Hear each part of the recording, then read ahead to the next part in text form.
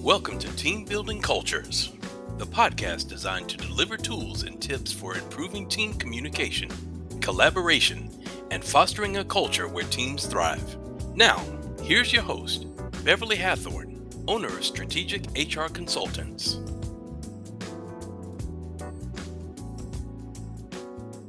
Hello to my Team Building Cultures family, and thank you so much for joining another episode of Team Building Cultures. I am Beverly Hathorn, your host and owner of Strategic HR Consultants. Today, I'm speaking with Ms. Patti Mara. Patti has a coaching business, and she's always looking for the shifting point, the piece of the puzzle that opens up a new level of results.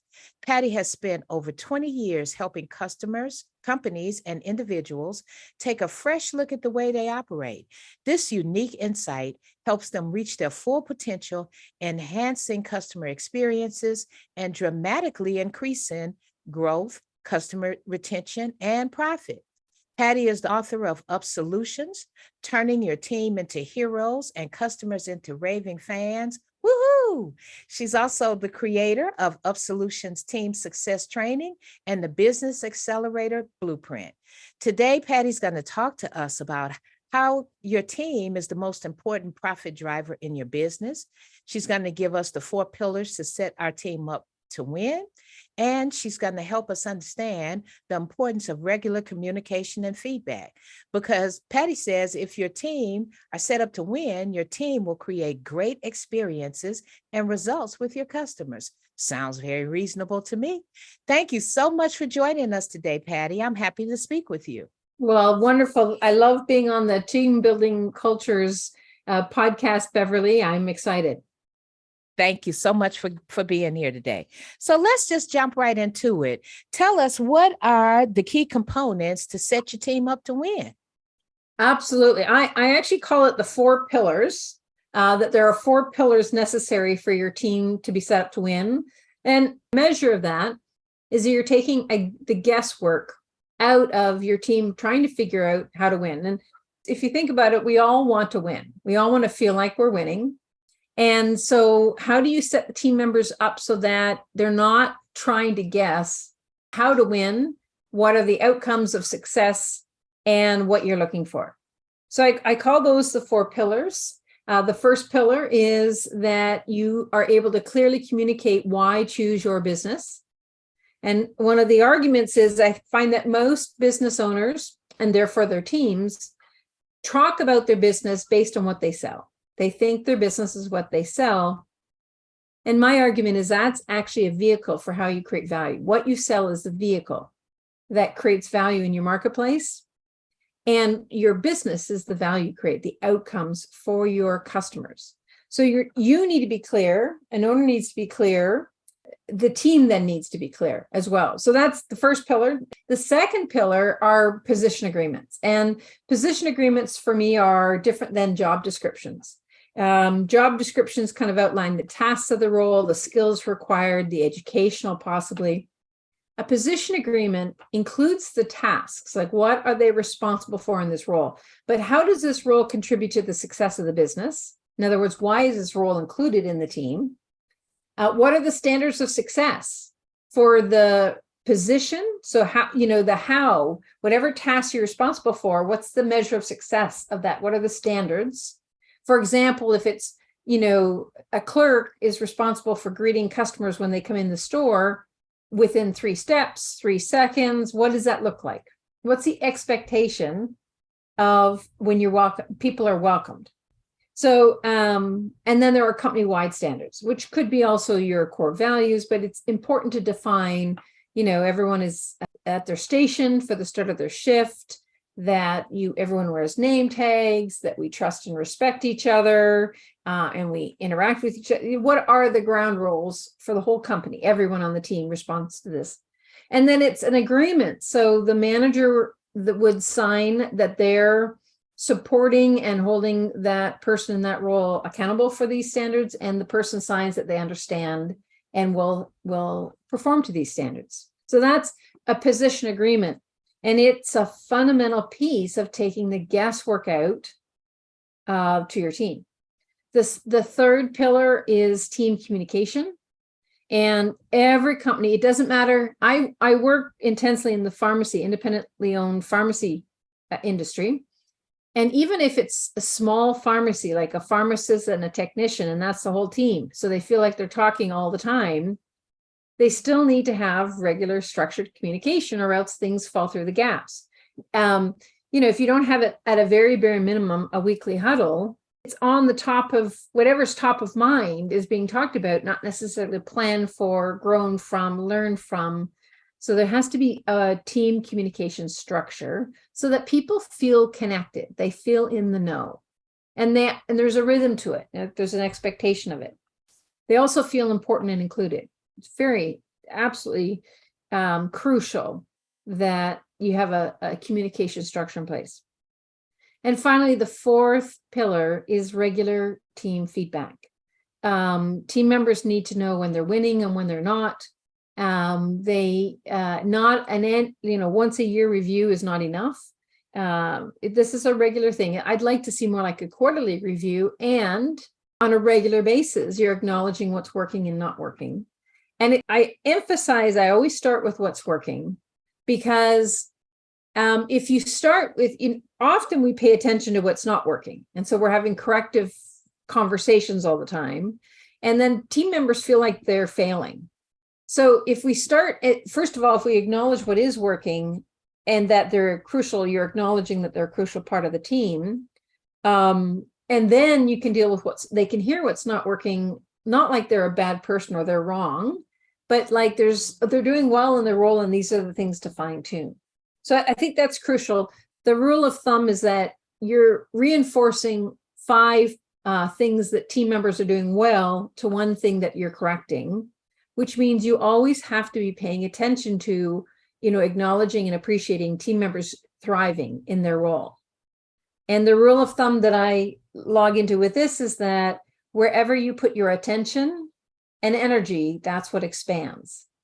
So if you're only ever communicating and paying attention to what's not working, that's what the team's going to be paying attention to. Gotcha. Those are wonderful pillars. I particularly have 2 favorites here. I like all of them, but I've got 2 favorites. And the one is the position statement. That is really, really great because, the written word particularly is interpretive. How I interpret that job description may not be what you meant. And when you say to me, okay, I need you at your desk and ready to take calls at 9 a.m., well, I could be on my phone texting my kid or something. I'm at my desk. I'm ready to take a call.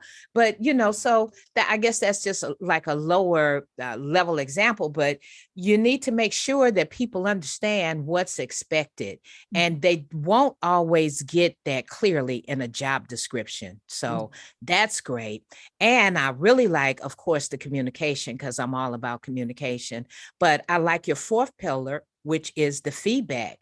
And once a year is not enough, because then we're going to have tons and tons of stuff to talk about. When I was an employee, I used to document my achievements all throughout the year. I had a folder that I put everything in. So when it was time at the end of the year, but I had to maintain that for a whole year. So I don't think I'm like you, once a year is not enough. And I don't want to always be in a corrective mode. I want to talk to you about what's been great and what you're doing. And that's top of mind if I address it when it's happening, as opposed to, in January, I'm gonna make sure she knows she did a great job. I know it's March now, but in January, I'm going to tell her. So, I think those are wonderful pillars. I really agree with those. And so how do you turn challenges and mistakes into lessons that fuel growth, that drive growth and development? I work with entrepreneurial businesses and their teams. And one of the things that I really admire, and the reason I work with entrepreneurs and their teams, is that I find they're on the court. And what I mean by that is that in an entrepreneurial business, it thrives or is challenged by putting things out in the marketplace and seeing what the marketplace likes or dislikes. There's no safety zone. There really isn't even a lot of a comfort zone. You're always getting market feedback. This landed, this didn't land. You have to adjust it. You have to change it. This product people don't want to buy, or how you're talking about it isn't landing, or it is. It's become viral. It's a video launch became viral and people really want that. So, and I talk about, anytime that we're engaged in growth or working towards a goal or expanding where we are now, it means we have to do things we've never done before. The team have to be embracing what they've never done before. And the company has to be willing to try things out and allow the team to expand and test ideas and changes and improvements. So in order to do that, you have to also embrace what doesn't work. So we want to celebrate, the byproducts when we have successes, because we don't actually know what we need to know to grow. If we want to accomplish a bigger goal, we don't yet know what it's going to take to hit that bigger goal. So we have to lean into, take the action we know how to take based on, our perception of what it's going to take, and then pay attention to what happens. Celebrate the successes along the way, especially the unexpected ones, but pay particular attention to what doesn't work. Right? What are the challenges? What are the mistakes? What flopped? And you want to embrace those too, because they're never comfortable. But I like to call that the school of entrepreneurial success. Sometimes tuition is high, but we literally learn what we need to know, what skills we need to develop, where we need to change or refine based on what's not working. So challenges, I often look at, I guess it's been an approach. It's like an automatic. I can remember thinking this way as a teenager. When something goes wrong, or we're presented with a challenge or a marketplace change, because we've had a huge marketplace change in the last couple of years, every industry's been impacted, then what's the gift in the experience? We're in the challenge of it, but what's the gift in the experience? For example, the last 3 years, given how we responded to the pandemic was lockdowns. We've literally my experience is that every industry has changed, and the customers in every industry have changed how they want to consume and what they want to consume and when they want to consume it.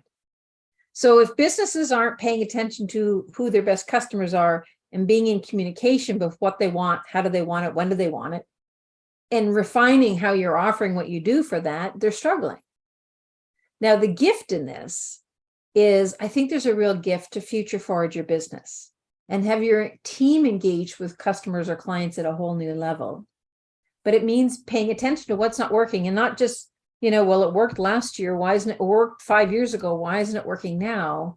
You want to shift that. We all go there, but we have to shift it fairly quickly so that we can be positioned to say, okay, what information is this telling me that I didn't know before?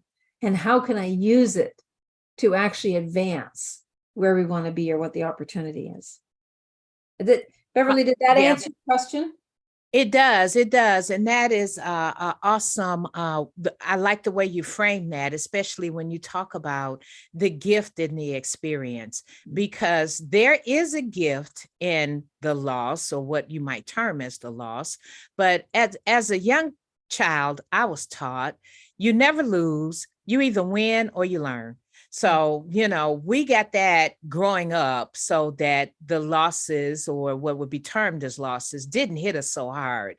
But it also encouraged us to try new things. And as you say, to step out there to, that's another thing my grandmother used to say, why not go out on a limb? That's where the fruit is. So, I love my grandmother's philosophy. What a wonderful family to grow up in. Yeah.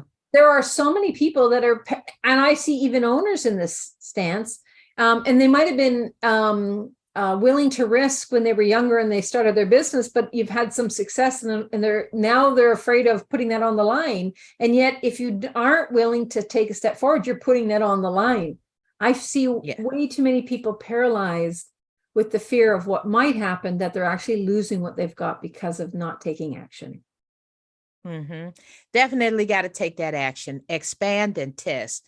That's where the growth is. That's where all the good stuff is. So, and when you prepare your teams to, number one, accept that thought, okay, we're gonna try this, and number two, there's not gonna be any backlash, or there's not gonna be any bad things to happen to you as a result, because a lot of people don't step out because they fear not only what if it doesn't work, but what'll happen to me if it doesn't work. So leaders, we need to make sure that we give our employees the grace to have that courage to move forward and to try new things and to test new things. So all really wonderful concepts, Patti. Thank you so much. So what would you say is a good mindset for growth when you're in the midst of chaos? You're in the midst of chaos. You need to do something. You don't know what to do. You need to make some changes. You don't know, how do you find the right challenges and changes to make, and what mindset works in that chaos? Yeah. So I think that's wonderful. I think the mindset for me is, what's the gift? Always looking for, or we're winning or learning. I mean, both ways of saying it's the same thing. A little bit more concrete is, for me, I've got a two-prong approach. I'm always paying attention to what's working and not working. And if I'm really stuck, I have to write it down. So what's working, then I'm building on. What's not working, that I'm finding challenging. And then I forecast into the future. So where do I want to be in 5 years? Where do I want to be in a year? What choose the time frame that's relevant. 3 years. And then, based on that future vision, what's the plan? Create a solid plan. And the plan is just to get us in action. The plan will never operate exactly the way we think it's going to, but because we have that plan, then we start taking action, and you will learn, you win and learn along the way, and you have to celebrate that progress. I think that's the key piece. But it's if we come at this with a mindset that everything is a gift, that everything, I kind of approach, I found the last couple of years, my job is to take action based on where I want to go to, and then pay attention and adjust based on what happens.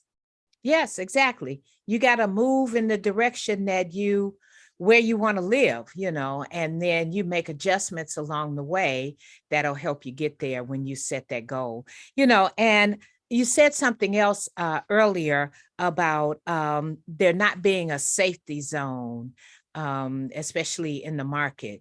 There's, this is not a place for the meek who are worried and concerned and need everything outlined and promised, for lack of a better word, who need everything outlined and right there for them, and all they got to do is go to it.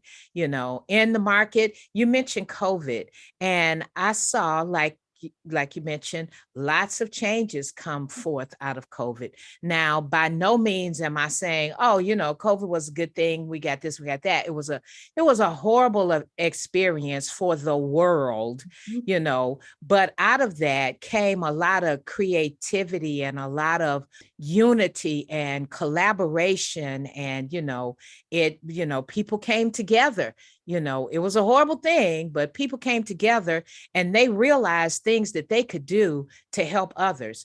People set up food trucks and they started making masks, and people started, setting up ways to keep other people's kids. And I mean, it just exploded, how to support and collaborate each other. Mm-hmm. So sometime in that chaos, you get something usable, and I think probably most impactful was employees having the opportunity to work from home or work from anywhere, as it came to be known, but they had the opportunity to work from home. So businesses were able to create an entirely new infrastructure to support that need, as opposed to just crashing and, not being able to move forward. So. And to that point, Beverly, because I think that's an important, I've actually had a virtual team since 2006. So it was the norm for me. But there was some fundamental shifts that need to happen for your team to go remote or to have some kind of a hybrid model.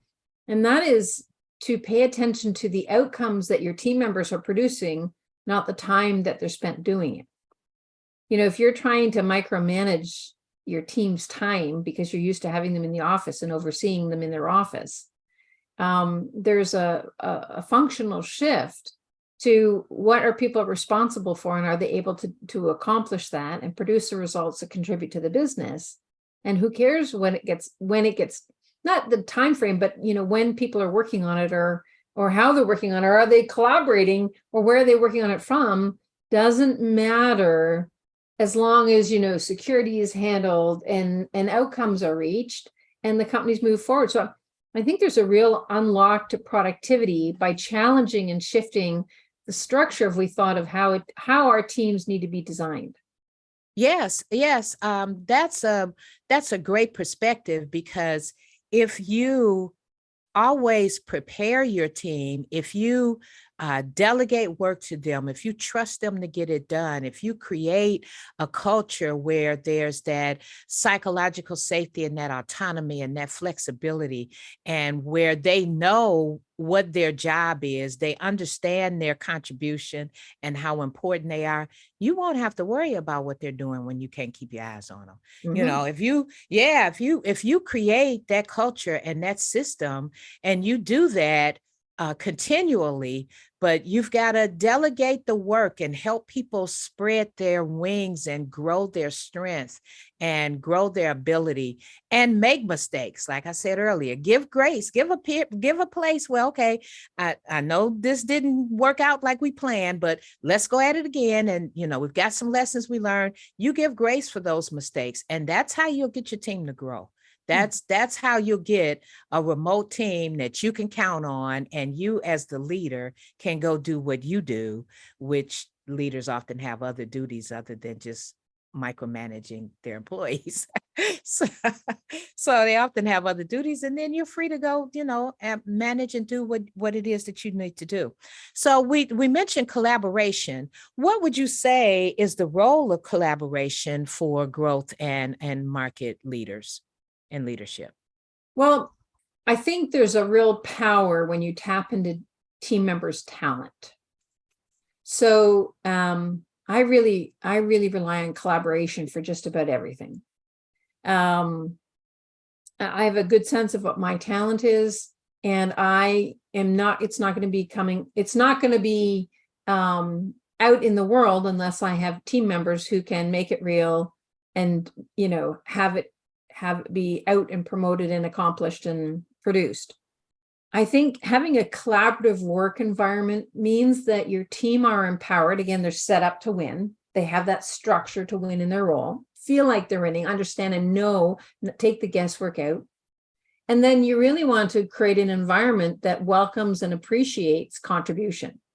So the backbone of that is trust and respect. You actually want as much diversity as possible, and diversity is a charged word these days, but you really want, people's ideas. If you want to expand what's possible, you want to bring in different people's talents, and you want as much, different backgrounds as possible that contribute that, because you're going to have unique ideas that you wouldn't have thought of. But the backbone is creating an environment that sets up that their voice is important, that what they see is unique, that even if it's not actionable, it's welcomed and appreciated. So that trust and respect creates a collaborative environment. And that's when you see team members that step into purpose-led roles, they know what they're responsible for. They know how they contribute to the success of the business. They feel like they're in the driver's seats of their careers because of understanding what they contribute and the permission they have to literally have an impact every day, to show up and have an impact every day. It's a big difference. If you want to see an engaged team working together, the power of that, the profitability of that, the engagement and team retention of that, it's hugely important. And a key component of that is that they feel like they are listened and heard. And that's a collaborative environment. On a business plan, I had an idea a couple of years ago, and I'm the one that had the idea, but I'm not the one that can make it real.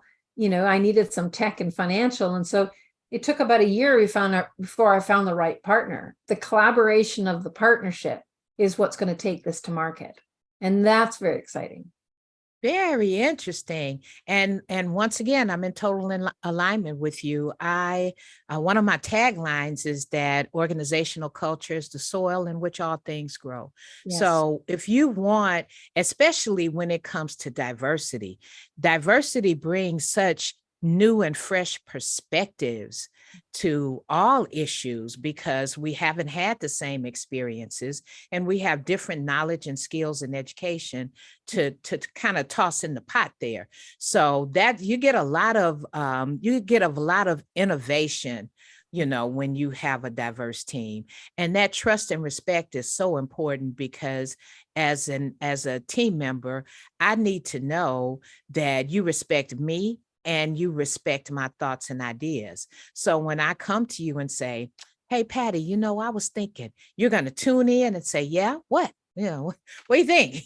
So as opposed to, well, that is not in your wheelhouse, or that's not what, because when you dash people like that, other people see it. Not only is the person who you dashed feeling diminished, but the other team members will say, I had an idea, but I don't think maybe I'll just keep that to myself, So you got to be careful of that culture that environment that you're creating. And I'm happy to hear you say that trust and respect and diversity are critical elements and components of the culture that you're setting up. So all wonderful information, Patti. And I really like the 4 pillars. Like I said, I really love that positioning statement as opposed to, that's a really great concept. I have not heard that before. And feedback, feedback is so important. If feedback is always negative, it's not going to bring the results that feedback is intended to bring. Yes. So yeah, definitely. So can you tell our listeners, do you have any offers or gifts or anything that you'd like to deliver? Well, thank you for that. Certainly, if you'd like to find out more, my website, pattimara.com, PATTIMARA.com.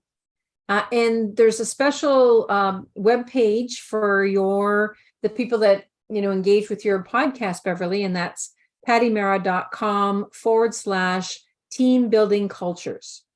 So if you go to that page, you can find out information about the UpSolutions book. All of what I'm talking about is actually in the book. And on that page, there's a tool that I created called the Touchpoint Scorecard. That is a really powerful tool to look at your business and engage your team at looking at your business from your customer's perspective and really take a look and see, are you creating experiences that are aligned with the value of your business? So it's a great engaging exercise to do with your team. And there's a short video that shows you how to use each of the tools. Oh, that sounds really great because, sometimes we think we're doing a great job, but the customer may not agree. Sometimes it's difficult to do business with you in terms of reaching you, or if I have a billing issue or if I have a return, sometimes that's difficult, a sticky process or whatever. So yeah, that sounds like a great tool. And I'm sure that my listeners will definitely take advantage of it. And how can we reach you again, Patti, please, for those who may not have picked that up? Absolutely. So pattimara.com is the easiest one. And on the upper right-hand corner of my website, I'm on, LinkedIn, Facebook, Instagram, Twitter. I'm on the main platform. So please reach out. Awesome. Well, thank you for all those wonderful nuggets that you dropped for us today, Patti. I'm sure my listeners will be taking advantage, and we've definitely got some actionable information that's actionable and sustainable, so we can implement really easily and get busy on today. So thank you so much, Patti, for your time. I really appreciate it. Have a great rest of your day. Thank you for tuning in to another episode of Team Building Cultures. We hope we have delivered helpful and enlightening information to help you create your dream team. Join us next time.